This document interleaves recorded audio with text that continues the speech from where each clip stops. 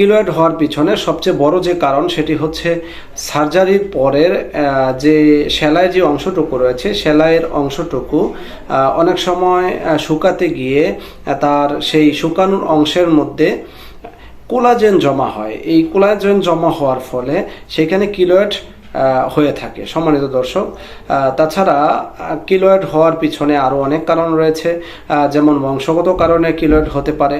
তবে আমাদের কিলোয়েড হওয়ার পিছনে আমরা সবচেয়ে বেশি যে রোগীগুলো পেয়েছি সেটি হচ্ছে সার্জারির পরে কিছু কিছু মানুষের সেলাইয়ের যে জায়গা রয়েছে সেই সেলাইয়ের জায়গা কালো হয়ে ফুলে যায় এবং সেই জায়গা অনেক সময় ব্যথা হয়, কোনো কোনো রোগীর ক্ষেত্রে ব্যথা হয় না।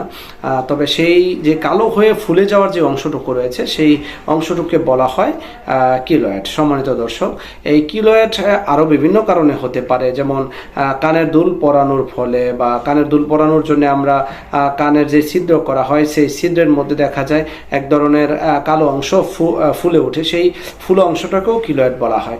তাছাড়া নাকের দুল পরানোর সময় নাকের যেই ছিদ্র করা হয় সেই ছিদ্র থেকেও কিলোয়েডের জন্ম হতে পারে।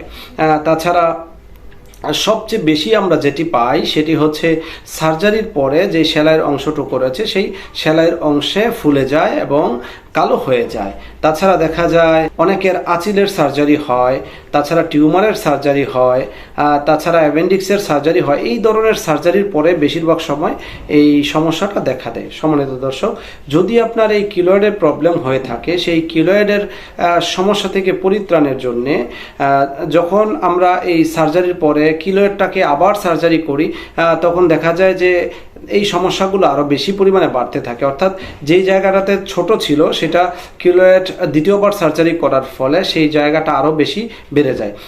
সম্মানিত দর্শক, আমরা কিলোয়েডের এমন অনেক রোগী পেয়েছি যারা 2বার 3বার অপারেশন করেছে কিন্তু কমে না গিয়ে দেখা যাচ্ছে যে সেটা আরও বেশি পরিমাণে বেড়ে যাচ্ছে।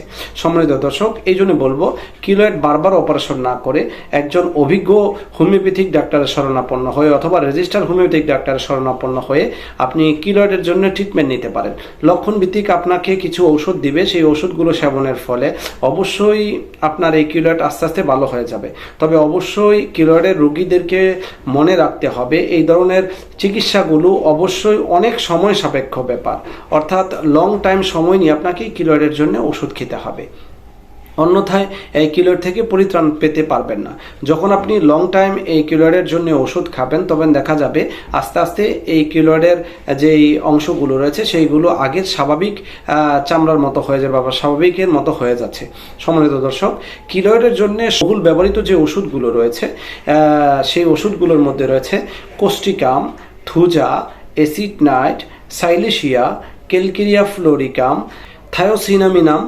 এই যে ওষুধগুলো রয়েছে সেই ওষুধগুলো লক্ষণ ভিত্তিক যদি কোনো ডাক্তার শরণাপন্ন হয়ে কোনো ব্যক্তি সেবন করে তাহলে সেই কিলোয়েডের প্রবলেম থেকে সে পরিত্রাণ পেতে পারবে। সম্মানিত দর্শক, আবারও বলে রাখি, অবশ্যই একজন রেজিস্টার হোমিওপ্যাথিক ডাক্তারের শরণাপন্ন হয়ে আপনি যখন এই ট্রিটমেন্টটা করবেন তাহলেই কেবল আপনার এই সমস্যাগুলো সমাধান হবে। হোমিওপ্যাথি হচ্ছে লক্ষণ ভিত্তিক চিকিৎসা। আপনার লক্ষণ মিলে যে ওষুধটা আপনার জন্য কার্যকর হবে বা প্রয়োজন হবে সেই ওষুধটাই আপনাকে সাজেস্ট করা হবে বা দেওয়া হবে। সম্মানিত দর্শক, আজ এ পর্যন্তই। দেখা হচ্ছে অন্য কোনো সময় অন্য কোনো ভিডিওতে। সে পর্যন্ত সুস্থ থাকুন, ভালো থাকুন। আসসালামু আলাইকুম।